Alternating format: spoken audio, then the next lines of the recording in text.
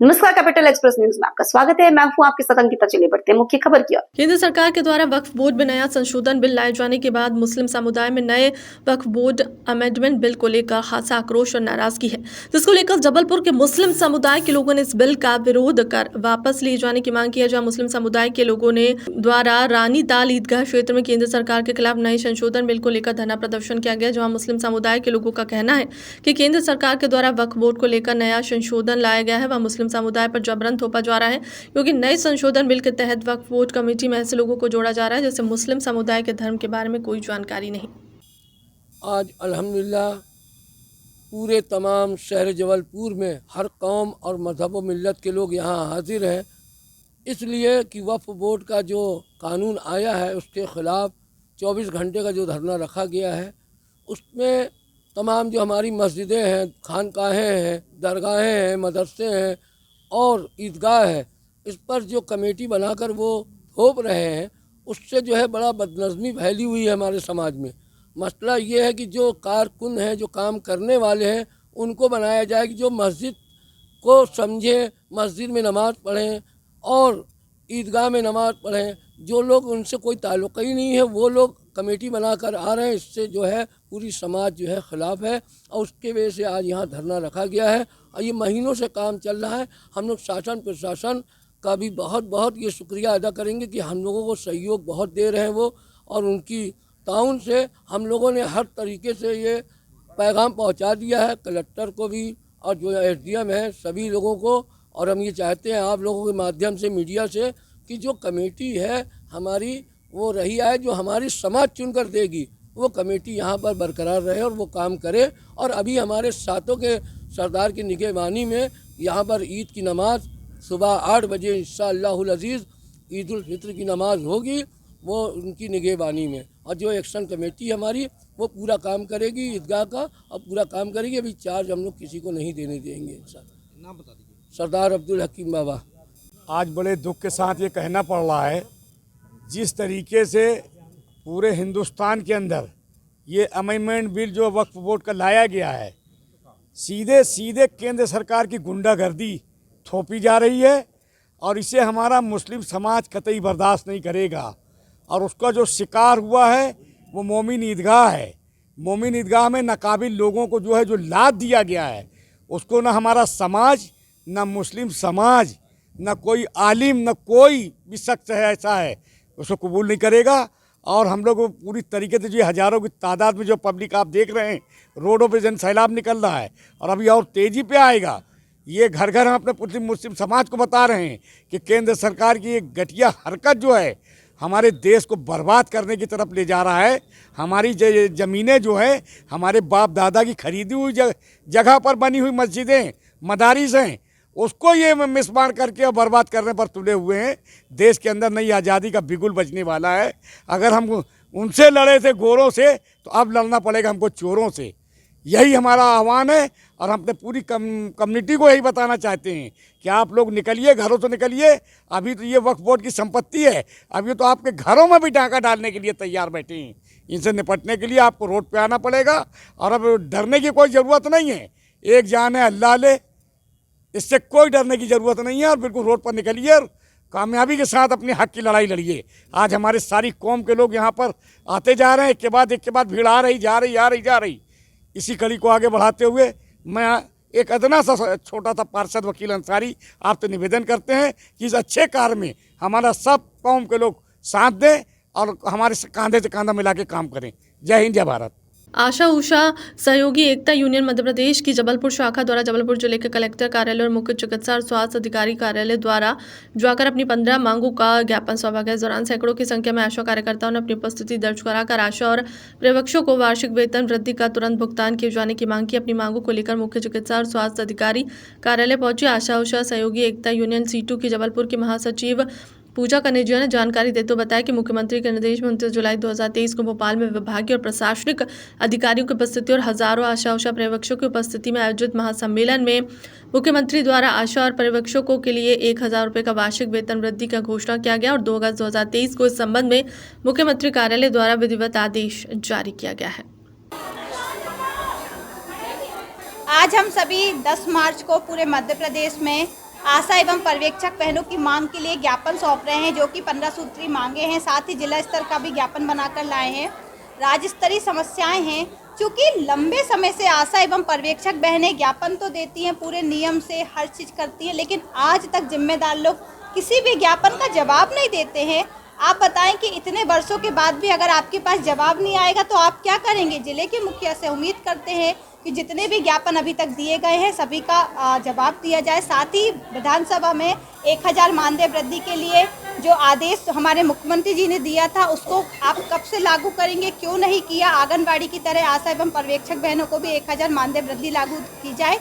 एक को हलवा और एक को पूरी नहीं चलेगी, ऐसा इसलिए कह रहे हैं क्योंकि आंगनबाड़ी वाली बहनों को मिलने लगा है, आशा एवं पर्यवेक्षक बहनें इससे वंचित हैं। साथ ही अन्य प्रकार के इंसेंटिव जो आते हैं टीम बेस है, अन्य प्रकार के जिला प्रशासन में सिर्फ वो बजट आ जाता है, कलेक्टर सर के माध्यम से, CMHO सर के माध्यम से सभी लोग वो काम तो करा लेते हैं, जैसे आयुष्मान हो गया, NCD हो गया, अन्य जो काम है हम सभी कर तो देते हैं सर के आदेश से, लेकिन पैसे के लिए सब लोग चुप्पी साध लेते हैं। तो इसीलिए आज हमारी आशा एवं पर्यवेक्षक बहनें आक्रोशित होकर सर से मुलाकात करेंगी, क्योंकि उन्होंने अपनी तरफ से तो कभी हम बहनों को बुलाया नहीं है। और आज इतने सारे ज्ञापन देने के बाद हम लोग यहाँ पर बैठे हैं कि हमारी मांगों की सुनवाई। गेट के समक्ष आप लोगों ने धरना भी दिया है। हमारी यही है कि जब हमारे ज़िले की मुखिया हम आशा कार्यकर्ताओं की सोच नहीं लेते, काम के लिए बस लेते हैं, तो आज हमको भी उनकी ज़रूरत है, तो वो हम सभी आशा कार्यकर्ताओं बहनों की मांगों को पूरा निराकरण करें। कितनी बहनें आई हैं? जी हाँ, कितनी बहनें, संख्या कितनी है? आज लगभग 500 के लगभग हमारी आशा कार्यकर्ता बहनें हैं, जो कि सभी पीड़ित हैं, प्रताड़ित हैं। मार्च क्लोजिंग हो गई, साल भर का बजट नहीं आया, होली जैसा त्यौहार है, रक्षाबंधन, दिवाली में आप देखेंगे कि हम सभी लोग यहाँ पर जब तक आकर ज्ञापन नहीं सौंपते हमारा आधा अधूरा भुगतान नहीं आता। सैलरी बराबर आ रही है? सैलरी 3-3 माह की रुक कर आती है, किसी को मिलती है, किसी को नहीं मिलती। कुछ आशा कार्यकर्ताओं के मामले सामने आए हैं जिसमें जिम्मेदारों को नाम लिख कर दिया गया है कि ऐसा क्यों किया गया। जो काम कर रही है उसके लिए तो बराबर आशा गाइड है, आशा नियम है, सब चीज़ें हैं, लेकिन बंदर बाट करने जैसी भी चीज़ें सामने आई हैं जिसके लिए जिम्मेदार अधिकारी वैसे लोगों को सह देते हैं। अगर नियम और कानून सभी के लिए बराबर हो तो अच्छा रहेगा। ऐसा नहीं कि प्रताड़ित करने वाली बहनों को आप लगातार काम करते जाएंगे और कुछ लोगों पर बिल्कुल आप कार्रवाई नहीं करेंगे, जिससे सभी बहनों में एक आक्रोश का माहौल बना है। आयुष्मान हो, किसी भी सर्वे को आप ले लीजिए, पूरी मेहनत और ईमानदारी से किया है। इसी चुप्पी को जब अभी तक हम लोगों ने भुगतान नहीं आया। कहाँ बैठे हैं आज हम लोग कलेक्ट्रेट ऑफिस के समक्ष बैठे हुए हैं। पूजा कनौजिया, प्रदेश महासचिव, आशा उषा, आशा पर्यवेक्षक एकता यूनियन मध्य प्रदेश। हम लोग जबलपुर कलेक्ट्रेट ऑफिस के कार्यालय के समक्ष उपस्थित हैं। यहाँ पे अभी हम लोग अपनी मांगों को लेकर पिछले 15 मिनट से बैठे हुए थे, तो हमारी डिप्टी कलेक्टर मैडम जी उपस्थित हुई और उन्होंने ये हम लोगों को हमारे ज्ञापन पढ़कर आश्वासन दिया है कि आज वो कलेक्टर सर से प्रतिनिधि मंडल को मिलाएंगे, साथ ही हमारी जो मांगे हैं उन पर विचार किया जाएगा, ऐसा आश्वासन देकर मैडम ने अभी प्रांगण में ठहरने के लिए कहा है। क्या मांगे थे? हमारी मुख्य तौर से मांगे हैं कि 1000 मानदेय वृद्धि है जो प्रतिवर्ष आंगनबाड़ी और आशा एवं पर्यवेक्षक बहनों को मिलना था, तो आंगनबाड़ी को तो मिल गई, लेकिन आशा एवं पर्यवेक्षक बहनों को नहीं मिल रही। जिम्मेदार लोग सब लोग चुप्पी साधे हुए हैं, इसीलिए हम लोग यहाँ पर उपस्थित हैं। तो मैडम ने बोला है कि इस मांगों को लेकर अपन ऊपर पहुँचाएंगे। कलेक्टर गेट के समक्ष आपको धरना देना पड़ा, तो क्या आश्वासन मिला है? कलेक्टर उस समक्ष तो धरना तो देना पड़ा, लेकिन क्योंकि हम जब भी ज्ञापन देकर जाते हैं उसका कोई जवाब ही नहीं आता, इसलिए मजबूरी में हमको यहाँ पर धरना देना पड़ा। जबलपुर के मानस भवन में सहयोग युवा समिति के पदाधिकारी और समिति के सदस्य के द्वारा जोश सम्मान कार्यक्रम का आयोजन किया गया है, जिसमें जबलपुर के थानों में पदस्थ कर्मठ और जनसेवा करते हुए अपने कर्तव्यों का निर्वहन कर ड्यूटी पर करने वाले 30 थानों में एक महिला और एक पुरुष कर्मी का सम्मान करते हुए उन्हें शॉल और 1 ग्राम सोना का गोल्ड मेडल देते हुए सम्मानित किया गया। इस दौरान जबलपुर के पुलिस अधीक्षक संपत उपाध्याय और अतिरिक्त पुलिस अधीक्षक कार्यक्रम में शामिल हुए। वहीं सम्मान कार्यक्रम में छात्र छात्राओं ने मंच पर अपनी मनोरम प्रस्तुति दी है। इस दौरान कार्यक्रम को लेकर एसपी संपत उपाध्याय ने कहा कि सहयोग युवा समिति के द्वारा बड़ा ही अच्छा काम किया जा रहा है। जब कोई अपने कर्तव्य का सही से पालन कर जनसेवा करता है तो उसका फल समिति और लोगों के द्वारा चयन कर सम्मानित किया जाता है और ऐसे में मनोबल बढ़ता है। जिस तरीके से पुलिस सम्मान समारोह रखा गया, कितना मनोबल बढ़ता है और क्या लगता है कि किस तरीके से सहयोग युवा समिति के द्वारा एक कार्यक्रम कराया जा रहा है। पूर्व में भी इनके द्वारा एक कार्यक्रम कराया गया था।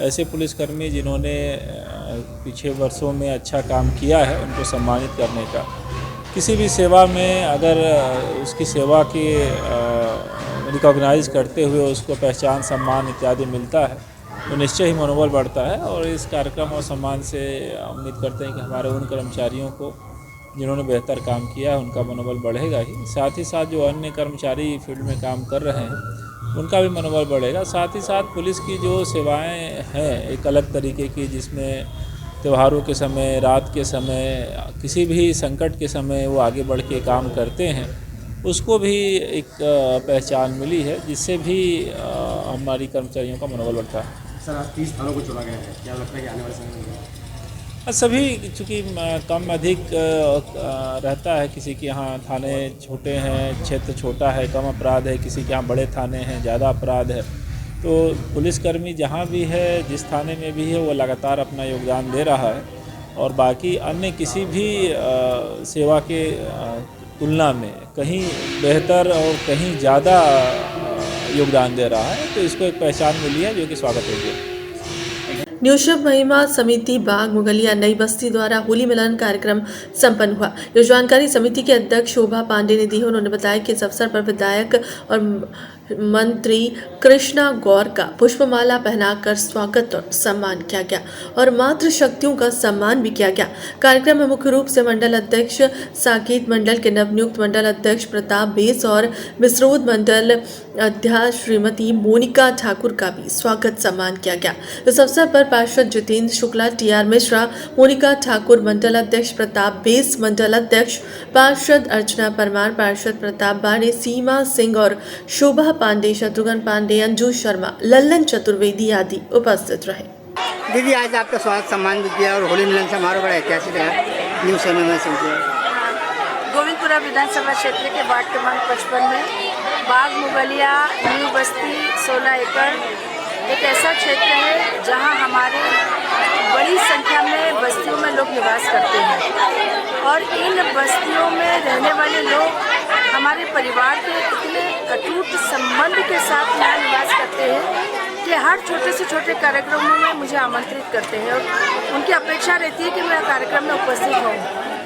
आज न्यू शिव महिमा समिति की अध्यक्षा, हमारी पार्टी की वरिष्ठ कार्यकर्ता बहन श्रीमती शोभा पांडे जी के नेतृत्व में अखंड रामायण का कार्यक्रम यहाँ कल से आयोजित किया गया था, जिसका समापन भी है और उसके साथ ही यहाँ होली के पूर्व फूलों की होली का भी एक विशाल कार्यक्रम आयोजित किया गया, जिसमें बड़ी संख्या में बस्ती की बहनों ने भाग लेकर इसमें अपना उत्साह और उल्लास का प्रदर्शन किया है। मुझे बहुत खुशी है कि बस्ती में इस प्रकार के आयोजन हमारी सनातन संस्कृति को आने वाली पीढ़ियों को जोड़ने का काम करते हैं, साथ ही हमारे सनातन धर्म के प्रति अपनी आस्था का प्रकटीकरण भी करते हैं। मैं इस क्षेत्र की हमारी कार्यकर्ता, वरिष्ठ कार्यकर्ता शोभा पांडे जी को बहुत बधाई देना चाहूँगी। बस्तियों में इस प्रकार के काम करके उनकी समस्याओं का निराकरण करने का भी हम काम करते हैं, ताकि इस प्रकार के माध्यम से अपनी बात भी कहने का अवसर मिलता है और उनकी बात सुनने का भी। तो आज बहनों ने अपनी कुछ समस्याओं का ध्यान आकर्षित भी किया है, उसका भी निराकरण करेंगे और सभी को होली की पूर्व बधाई, शुभकामनाएं प्रेषित की है। साथ ही अखंड रामायण के इस पावन अवसर पर न्यू शिव महिमा समिति को इस सुंदर आयोजन की बहुत बहुत बधाई प्रेषित की। इस क्षेत्र की जनता खुशहाल रहे, आनंद के साथ रहे और उनके जीवन में खुशहाली आए, ये कोशिश लगातार हमारी रहेगी। जी आज विधायक महोदय जी का आपने सम्मान किया, बड़ा स्नेह मिला, आशीर्वाद मिला। मेरे को बहुत खुशी हुई आज और बहुत खुशी हो रही है, इतना खुशी हो रही है कि मैं कुछ बोल नहीं पा रही हूँ, क्योंकि हमारी ऐसी मंत्री हैं कि हम लोग नहीं समझ पाते हैं कि मंत्री हैं या हमारे घर के सदस्य हैं, क्योंकि हम लोग तो मानते हैं घर का सदस्य। न्यू शिव महिमा समिति द्वारा आज का कार्यक्रम कल से अखंड रामायण का रखा गया था, आज समापन किया गया, जिसमें आज हमारी राज्य मंत्री श्रीमती कृष्णा गौर जी उपस्थित हुई। आज मैं उनको स्वागत वंदन करती हूँ, अभिनंदन करती हूँ और इस क्षेत्र की पार्षद हमारी अर्चना परमार भी उपस्थित हुई। आज उनको भी मैं बहुत बधाई देती हूँ, शुभकामनाएँ देती हूँ। मिसरोद मंडल की नवनियुक्त हमारी अध्यक्षा मोनिका ठाकुर जी उपस्थित हुई, उनको भी बधाई देती हूँ, शुभकामनाएँ देती हूँ। साकेत मंडल के नवनियुक्त हमारे मंडल अध्यक्ष श्री प्रताप बैस जी को भी मैं बहुत बधाई देती हूँ, शुभकामनाएँ देती हूँ।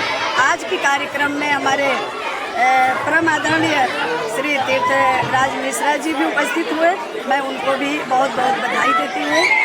आज वार्ड 53 के पार्षद हमारे प्रताप बारे भी उपस्थित हुए, मैं उनको भी स्वागत करती हूँ, अभिनंदन करती हूँ।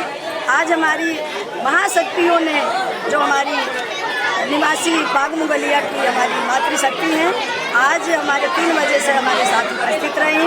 मैं आप सभी को मैं बधाई देती हूँ, शुभकामनाएं देती हूँ, होली का एडवांस में बधाई देती हूँ। और मैं यही आस लगा कर बैठी हूँ, निवेदन करती हूँ कि जिस तरह से हमारे आज 74 बंगले का एक ही हमारे मंत्री जो गोविंदपुरा क्षेत्र से बाबूजी से लेकर के और आज हमारे बीच में हम सबकी लाडली भाभी कृष्णा गौर जी जो है, और इसी तरह चलता रहे। इतनी खुशी होती है, इतनी आनंद आता है कि कह नहीं सकते हैं। जय माता दी। फागुन एकादशी पर नागदा के गवर्नमेंट कॉलोनी स्थित श्याम मंदिर पर भजन संध्या का आयोजन किया गया, जहां एकादशी पर बाबा श्याम का अलौकिक श्रृंगार किया गया और बाबा को 56 भोग भी लगाया गया।